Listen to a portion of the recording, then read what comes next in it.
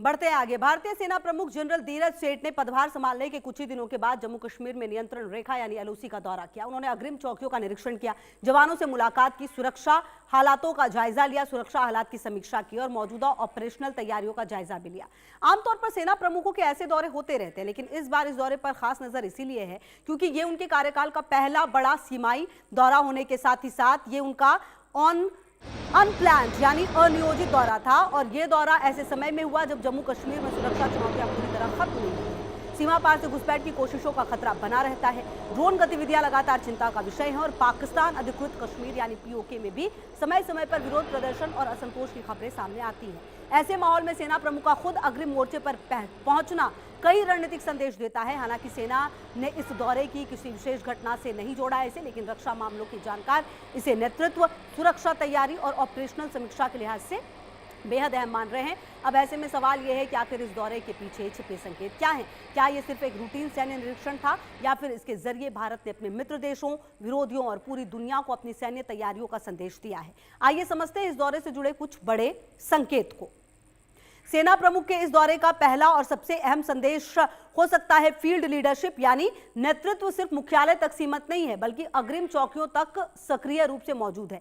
जब सेना का सर्वोच्च अधिकारी खुद कठिन हालातों में पहुंचकर हालात का जायजा लेता है तो इससे यह स्पष्ट होता है कि सीमा सुरक्षा सर्वोच्च प्राथमिकता बनी हुई है। ऐसे दौरे केवल औपचारिक मुलाकात नहीं होते बल्कि जमीनी हकीकत समझने, स्थानीय कमांडर से सीधे फीडबैक लेने और जरूरत पड़ने पर तुरंत फैसले लेने की प्रक्रिया का हिस्सा होते हैं। इससे सेना की कमांड चेन भी मजबूत होती है और यह संदेश जाता है कि शीर्ष नेतृत्व हर चुनौती पर खुद नजर रख रहा है। इसके अलावा आपको बता दें कि दूसरा बड़ा संकेत क्या हो सकता है। अगर आप इसको समझें तो दूसरा बड़ा संकेत हो सकता है एलओसी पर खुद युद्ध तैयारियों की समीक्षा से जुड़ा हुआ हो। नियंत्रण रेखा यानी एलओसी दुनिया की सबसे संवेदनशील सैन्य सीमाओं में से एक मानी जाती है, जहां किसी भी समय घुसपैठ, सीजफायर उल्लंघन या आतंकी गतिविधियों का खतरा बना रहता है। इसी वजह से सेना प्रमुख ने घुसपैठ रोधी ग्रिड, सर्विलांस सिस्टम, ड्रोन निगरानी, तकनीकी उपकरणों और जवानों की त्वरित प्रतिक्रिया क्षमता का आकलन किया। इस तरह की समीक्षा का उद्देश्य केवल मौजूदा स्थिति को समझना नहीं होता बल्कि भविष्य की संभावित चुनौतियों के लिए भी तैयारी सुनिश्चित करना होता है।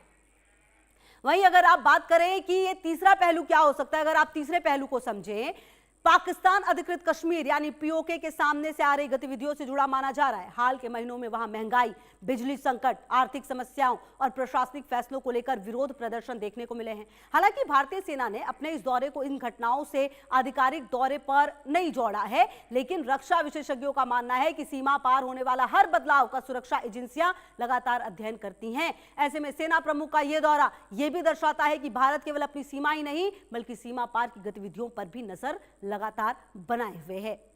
तो कुल मिलाकर अगर आप ये जो संदेश है, चौथा संदेश अगर आप समझे, सीधे पाकिस्तान के लिए माना जा रहा है। जी हां, सीमा पर सेना प्रमुख की मौजूदगी ये संकेत देती है कि भारत किसी भी उकसावे, घुसपैठ या आतंकी गतिविधि का जवाब देने के लिए पूरी तरह तैयार है। यह किसी सैन्य कार्रवाई की घोषणा नहीं, लेकिन यह जरूर दिखाता है कि भारतीय सेना हर स्थिति पर नजर रखे हुए है और जरूरत पड़ने पर तेजी से कार्रवाई करने की क्षमता रखती है। रणनीतिक स्तर पर ऐसे दौरे अक्सर प्रतिरोधक संदेश यानी ग्रेविटेशन को कम करते हैं और कहीं ना कहीं अगर इस तरह की परिस्थिति आती है तो कैसे रिएक्ट करना है यह भी सामने आता है।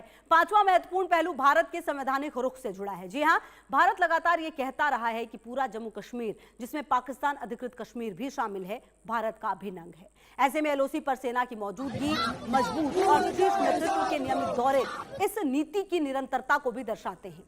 हालांकि इस दौरे को पीओके से जुड़ी किसी संभावित सैन्य कार्रवाई का संकेत मानना सही नहीं होगा, लेकिन रणनीतिक स्तर पर यह जरूर दिखाता है कि भारत अपने सुरक्षा हितों और संवैधानिक दावों को लेकर पूरी तरह प्रतिबद्ध है।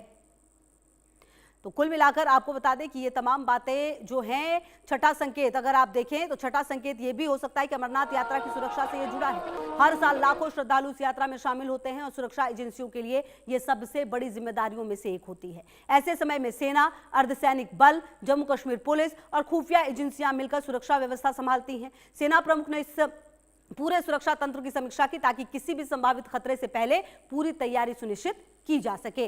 कुल मिलाकर ये वो तमाम पॉइंट्स है जिस पर यह समझना होगा कि आखिरकार ये संदेश क्या देने की कोशिश है। अब देखिए सातवां संदेश क्या है, ये भी आप समझिए।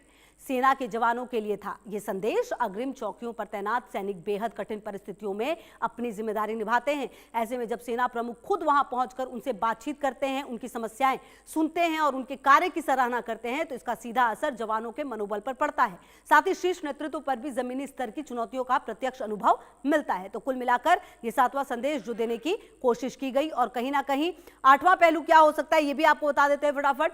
भविष्य के युद्ध की तैयारियों से जुड़ा है। आज युद्ध केवल बंदूक और तोप तक सीमित नहीं है।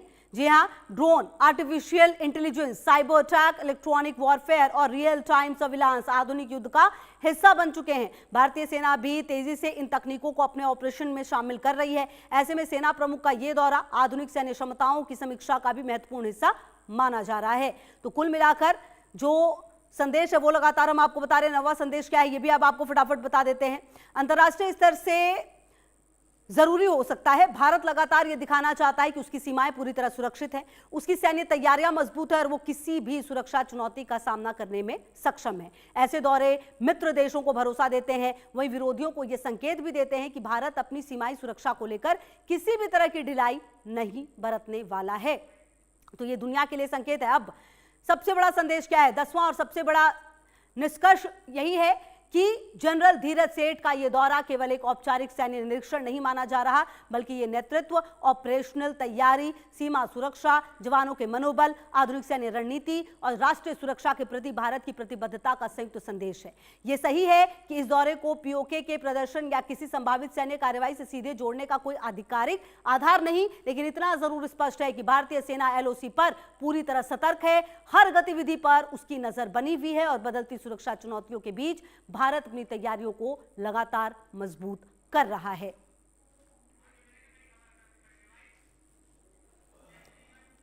बढ़ते